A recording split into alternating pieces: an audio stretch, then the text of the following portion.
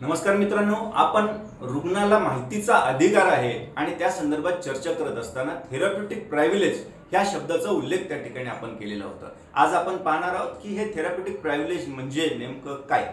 बघा, एखाद्या डॉक्टरकडे ज्यावेळी एखादा रुग्ण उपचारासाठी जातो त्या ठिकाणी शस्त्रक्रिया करणं अपेक्षित असतं किंवा उपचार करणं अपेक्षित असतं आणि अशा वेळी डॉक्टर ज्यावेळी त्या उपचार किंवा शस्त्रक्रिये संदर्भात माहिती देतात आणि त्या माहितीमध्ये सांगतात की सदर शस्त्रक्रियेमुळे अमुक अमुक गुंतागुंत होऊ शकते। आता ही जी गुंतागुंत आहे ही रुग्णाच्या जीवाला धोका निर्माण होणार इतपत, रुग्णाचा मृत्यू होणार इतपत, रुग्णाच्या हृदयाच्या किंवा फुफ्फुसाच्या क्रियेवरती परिणाम होणार, शरीरामध्ये रक्ताच्या गुठळ्या जमा होणार किंवा परिस्थिती चिंताजनक नाजूक होऊन व्हेंटिलेटर किंवा आयसीयू याची आवश्यकता भासणार, या संदर्भातले जे आहे माहिती त्या ठिकाणी दिली जाते। आता अशी जर माहिती दिली तर त्या ठिकाणी रुग्णाच्या मानसिक, भावनिक आणि शारीरिक परिस्थितीवरती त्याचा गंभीर परिणाम होऊ शकतो।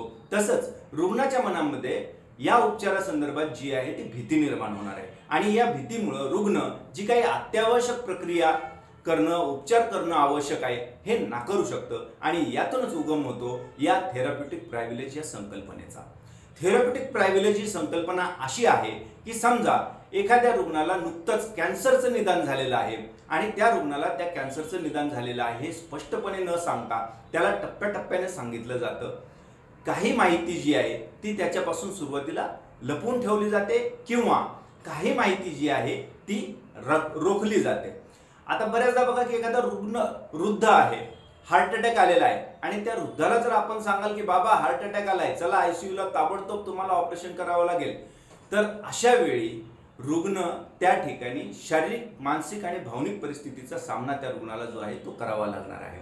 आणि हे सगळं टाळण्यासाठी डॉक्टरांनी जी आहे काही माहिती त्यांच्या नातेवाईकांमार्फतीने पोहोचवणं हे देखील त्या ठिकाणी मुभा देण्यात आलेली आहे किंवा काही माहिती प्रत्यक्ष रुग्णाला न देता ती राखून ठेवली जाऊ शकते आणि अशी परिस्थिती ज्याच्यामध्ये रुग्णाला जे काही माहितीचा अधिकार आहे त्याचा अपवाद म्हणून काही प्रमाणामध्ये माहिती ही राखीव ठेवली जाते, ती माहिती त्याला सांगितली जात नाही आणि हे केवळ रुग्णाच्या भल्यासाठी म्हणून त्या ठिकाणी डॉक्टर्स करत असतात।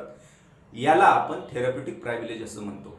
भारतामध्ये समीरा कोहली वर्सेस प्रभा मंचंदा ही माहितीपूर्ण संमती या संदर्भातील एक लँडमार्क जजमेंट सुप्रीम कोर्टाने दिलेलं होतं आणि यामध्ये देखील सारांश देत असताना ज्या काही रिमोट किंवा थेरप्युटिक रिस्क आहेत या सांगितल्या नाहीत तरीही चालू शकतं अशा संदर्भात सांगण्यात आलं होतं। हाही थेरप्युटिक प्रायव्हिलेजचा एक भाग म्हणून मानता येईल।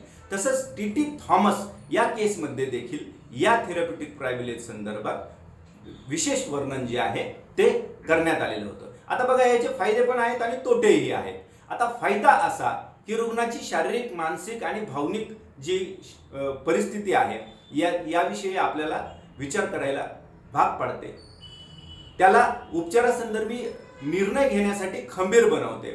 तर तोटे असे आहेत की रुग्णांना मनात गैरसमज, शंका अशी होऊ शकते की डॉक्टरांनी आम्हाला जर पूर्वी ही कल्पना दिली असती तर कदाचित आम्ही हे उपचार केले नसते, ही शस्त्रक्रियेला आम्ही सामोरं गेलो नसतो। जे काही उपचारासंदर्भातली माहिती लपवली गेली ही मुद्दामहून लपवण्यात आली, अशा पद्धतीचे त्या ठिकाणी आरोप प्रत्यारोप जे आहे होऊ शकतात। त्यामुळे यामध्ये फायदेही आहेत, तोटेही आहेत। डॉक्टरांनी अशा परिस्थितीमध्ये सारासार विवेक बुद्धीने विचार करायचा आहे की कोणती माहिती लपवावी, कोणती माहिती राखून ठेवावी आणि ही परिस्थिती जी आहे केवळ अपवादात्मक परिस्थितीमध्ये आणि योग्य तो निर्णय हा सारासार बुद्धिमत्तेवरती असलेल्या परिस्थितीवरती अवलंबून असावा, हे त्या ठिकाणी डॉक्टरांना मला सांगावं असं वाटतं। जय शिवराय, जय महाराष्ट्र।